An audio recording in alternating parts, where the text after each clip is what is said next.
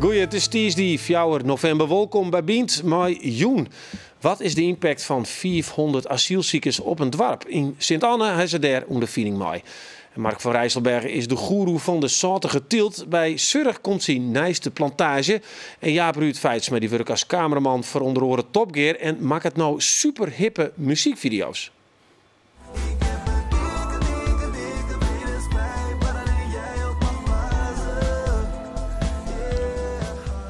Ja, dit is Ronnie Flex.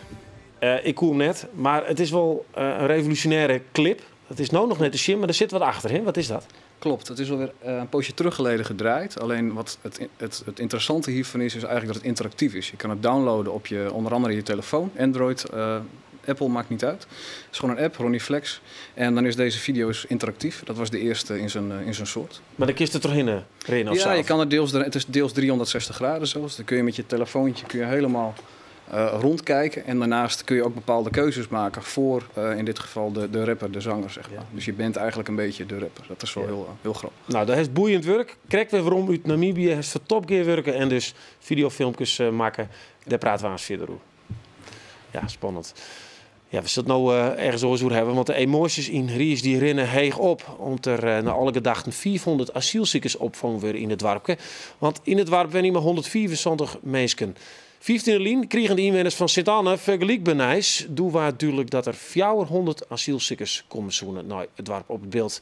Onder van de meer, je bent van plaatselijk belang. Ja, dat is dan even schrikken, denk ik, als je dat jaren. De week wel wat onrust. In Sint-Anne is zeker onrust geweest. De week een groep van 30 mensen die zich de veld zien verzetten. Uiteindelijk is het wel teruggegaan. Een van de gevoelens weer van verzet, weer van het stellen niet meer te. Het gevoel van onveiligheid krijgen wij in het dorp.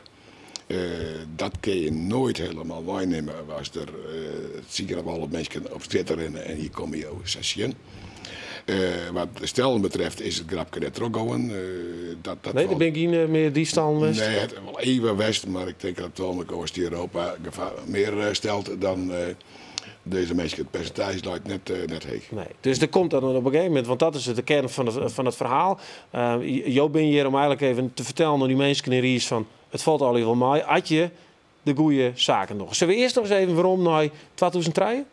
Dit wie het nice. Drukte van de middag bij de opening van het asielziekencentrum in Sint-Anne. Eltsenien die dat voer kon een rondleiding krijgen door het nieuwe complex. En daar kwamen honderden mensen uit omjouwing op aan. Bewenners en medewerkers van het AZC hier een verskaat doen activiteiten opzetten. Die kost muziek en een mooie show van uitheemse kleren. In het verliezen wienen er volle protesten in het dorp sinds de komst van het AZC. Ja, dit wie doe. Jos zei het is eigenlijk wel redelijk verroen. Nu komen er dus 400 asielziekers naar het dorp waar 124 mensen wennen. Ik bedoel, in Sint-Anne wennen er een liedje 6000. Nou, of jouw 1000. Of jouw 4400, ja. Oh, sorry. Ja, nou, verkeerd informeerd. Ja. Maar volle meer uiteindelijk. Wat vind je eigenlijk van het aantal? 400 op 124 mensen. Ja, op zich is dat heel vol. Ik denk dat zij willen graag 30 mensen, maar 30 mensen is voor het komen net behappen. Er moet zoveel ondersteuning op. Je hebt minimaal 400 mensen nodig om de begeleiding op te zetten, om te betellen.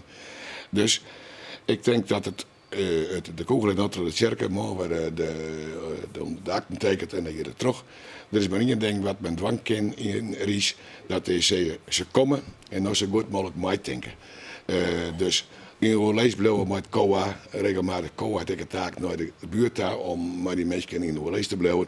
Misschien in het begin wel één keer per maand. Wat is hij met die? Wees je, ik ben vrij intensief op het moment, dus één keer op het rijden.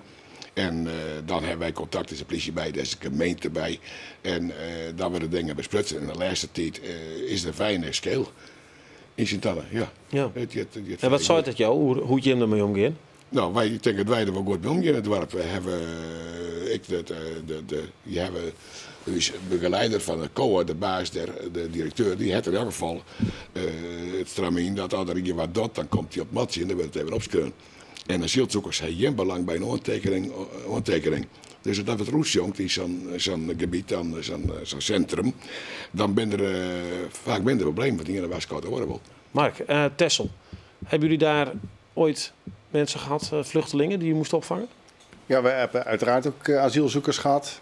En het rare is dat als ze heel lang op zo'n eiland blijven in zo'n besloten gemeenschap, ja, dan zijn er allerlei mensen die ervan gaan houden. En op een gegeven moment moesten ze weg. Nou, toen brak er paniek uit. Ja, verdriet zelfs. Ja, verdriet, paniek. In Ameland was het nog erger, want daar is nog meer asielzoekers en minder bewoners. Ja, dat was een ramp voor de plaatselijke bevolking. Want ja, ze hadden wel degelijk daarmee allerlei goede verstandhoudingen. Ja. Maar dit is een dorpje dus van 175 mensen, hè? Ja, goed. Op Texel konden asielzoekers heel goed huizen schilderen. Ja? Ze mochten het niet doen, maar ze deden het wel stiekem. En hoe is dat in Sint-Anna dan? Zorg je dat er een mooie integratieplak vindt? Nee, dat is ik. In principe moeten ze net werken. Ze moeten misschien wel eens een klusje doen. Maar de mensen hebben geen enkele status die er binnen. En het is, je komt zelf papierboel zien dat je die mensen aan het werk krijgen willen. Dat bijvoorbeeld een Tinderus Hartman is er al mee ophouden om daar naar Polen. Maar wat maakt ze dan niet Ries? Want ik bedoel, er is heel dal neer te beleven. En daar hebben ze net in zijn winkel. Nee, nou dat zal zorgen maken dat er een pendelbus komt naar een winkelcentrum. En alle dagen ik naar de bank daar. Op 10 krijg je zin. En dan was er naar de bank daar. En dat zorg je hem? Dat er op 10 de centen is? Ja, dat is bij er ook bij de bank. Dan werd de centen ophalen, dan komt elke week komen de centen en dan tegen die zit men 30 pin. Ja, want het is uiteindelijk wel goed voor het WAP, denk ik, want we willen het dan niet doen. Nou, meest in de winkels voor het levensmiddelen, voor het eten. En ik denk dat als je dadelijk al een miljoen of iets meer dan een miljoen omzet doet. Ja. En hier is deze 400 mensen die zal ik zeker meer dan een miljoen omzetten, alleen om eten te kippen. Ja. Dus dat, maar ja, als je dan even toe de economische aspecten, het gaat nog even, als je zegt, nou, hoe kun je er als meanskip mee omgaan? Denk je dat het tegen goed komt? Als het goed begeleiden wel, maar dan zal het bus kunnen komen. Maar de bus, de mensen moet net op dat plak zitten en zich daar vervelen en niks kennen. Je ziet dan het voordeel nog, ben 1500 meter, kun je ze overleven heen gaan. En ze kunnen wat wakker thuis in de winkel. Dat juist ik wel. Als je ze maar een lietstasjes jouwen en dan worden daar jouws de werven heen, dan ben je er even uit. Ja. En dat kan je niet, als je er net een pendelbus op zetten, dan wordt dat niks. Nee. Oké, dus dat is de tip die Jan wil onder mensen. Praat mooi. Praat mooi. Zorg je dat je hem in contact blijft met de mensen van het COA en dan komt het wel goed dus.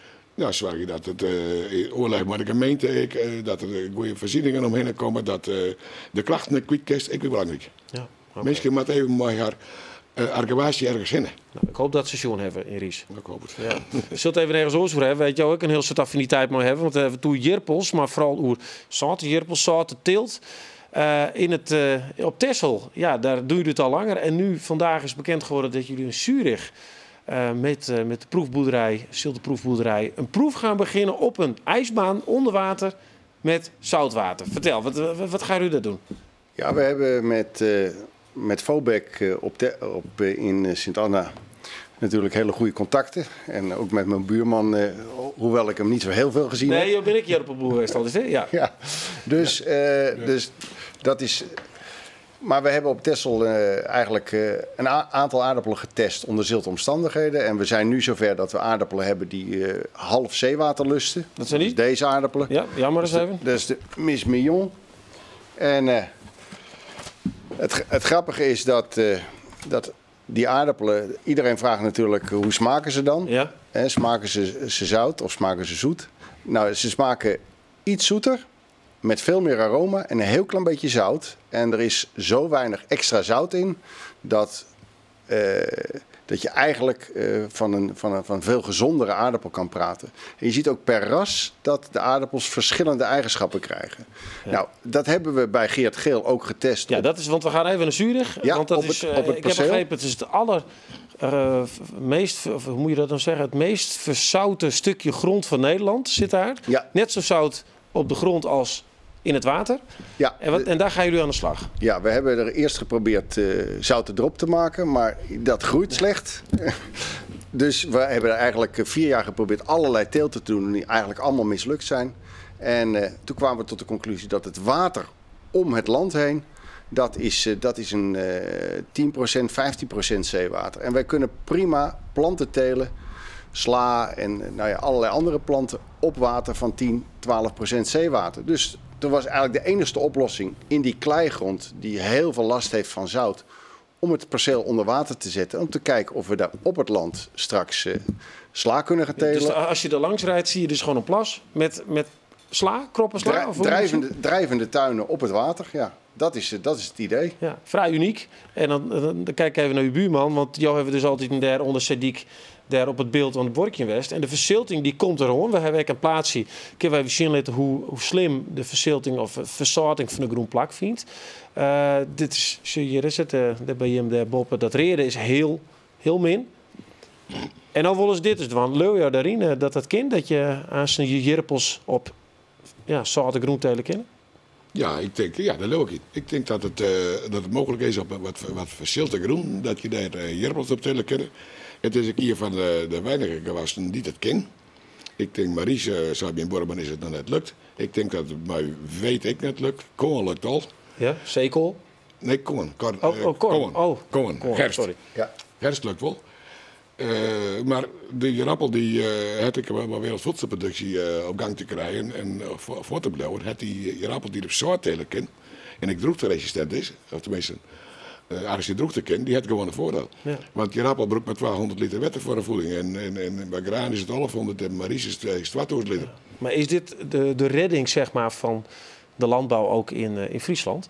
Zou dat kunnen zijn? Nou kijk, het is meer als Friesland en eigenlijk als Nederland de handschoen oppakt om in de delta van de wereld, de delta van Europa, iets te gaan doen met zilte landbouw. Wij zijn als land zijn we natuurlijk exporteur van kennis, van kunde, maar ook van groenten.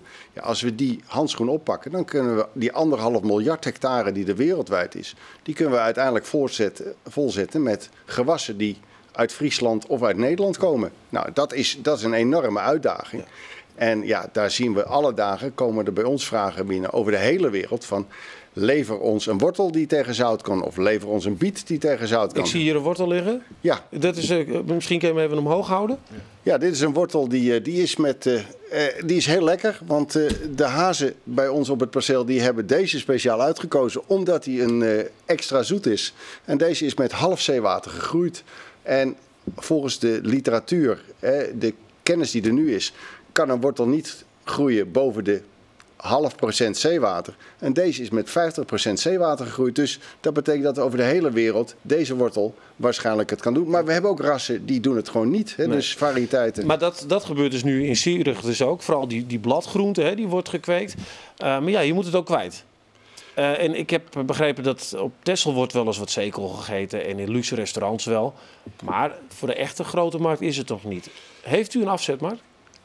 We hebben met de aardappelen een afzetmarkt. Hè. De zilte aardappelen die gaan naar een aantal supermarkten van zoals wij zeggen aan de vaste wal. Jullie zitten het ook aan de vaste wal, maar vanaf Texel noemen we dat dan vaste wal. En de zeeaster, de lamsoren, die gaan ook naar een aantal restaurants. Dat is geen grote markt. Kijk, wortelen en aardappelen, dat is uiteindelijk rode bieten of suikerbieten of dat zijn grote markten. Ja, daar moeten we in de wereld wat gaan betekenen. En daar moeten we niet allemaal in Nederland denken van we gaan aardappels eten vanuit zilte grond. Want dat is gewoon onzin. We hebben heel veel regen in Nederland. Het zal maar zelden voorkomen dat een aardappel in Nederland echt kapot gaat aan de verzilting. Als het maar blijft regenen in de periodes dat hij zijn water nodig heeft. Maar goed, maar wereldwijd is het een enorme vraag. Dus eigenlijk wat we nou doen in Zurich, dat zullen mensen in Afrika helpen? Ja, nou ja goed, we hebben op dit moment heel veel vragen over de hele wereld om hulp van wat kunnen we nog? We hebben, de grond is verpest tussen aanhalingstekens door het zout en zo beleven ze dat. Nou, dan vragen we wat voor water heb je? Nou, je had net over Namibië. Nou, in Namibië zit een Nederlandse boer die zegt ik zit bij een mijn, daar hebben we onbeperkt brak water. Wat kunnen we daarmee? Kunnen we daar iets mee telen? Nou, dan gaan wij nu voor die boer specifiek de gewassen testen die bij hem kunnen groeien. En of dat dan aardappelen zijn of wortelen zijn of lichtgevende rabarbers, dat maakt me allemaal niet uit. Nee. Nou, in ieder geval een mooi initiatief. En laten we hopen dat het goed gaat. En we praten aan verder over Namibië. En dan hebben we het over hele orenzaken. We zullen nou even verder op de romantische tour. Want de leerdersbrieven, daar hebben we het over. De AVO komt morgen met dit boek. Vol met leerdersbrieven. En wij zien je deze week de schreeuwers en ontvangers van die brieven op. Waarom naar de tijd van pen en papier?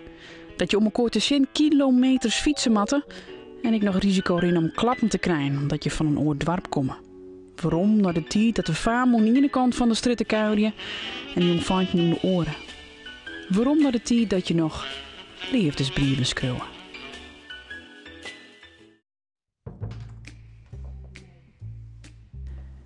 Afke Kramer Postuma. Ben het nou in Lippenhuizen, maar denk nog vaak om de tijd dat ze te doen gingen naar Hotel Vreewijk in Drachten. Ze is 15 en die june is de laatste doens mooi IJse Kramer van Oudwanne. En dan zien de regels als de jongen met de laatste doens, dan vreden ze met je een hoes te brengen. Maar die hij net. Hij zei tegen mij, ik moet dan heel lang fietsen. En ik zei, waar winnen staan?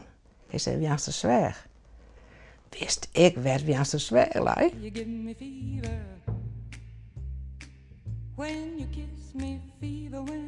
Nou, en toen had ik hem later hebben we nog eens een keer getroffen, maar dat was een hoofdskoft later. En maar toen ben ik naar thuis gebracht.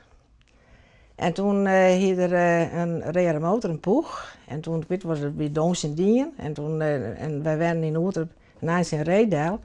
Stond ik mijn famke voor bij de dik te praten. Riet er met de motor in gedeel en hij kwam voorom.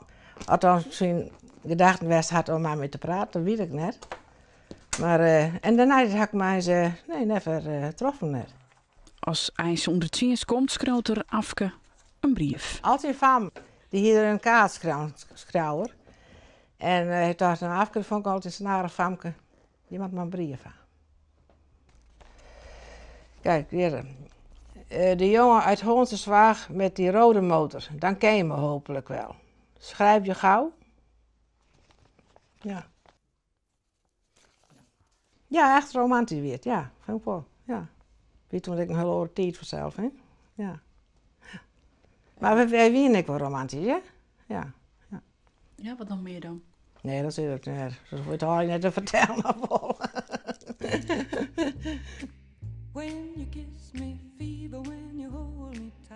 Maar ik vind hem hartstikke mooi dat ik ze haar. Ja.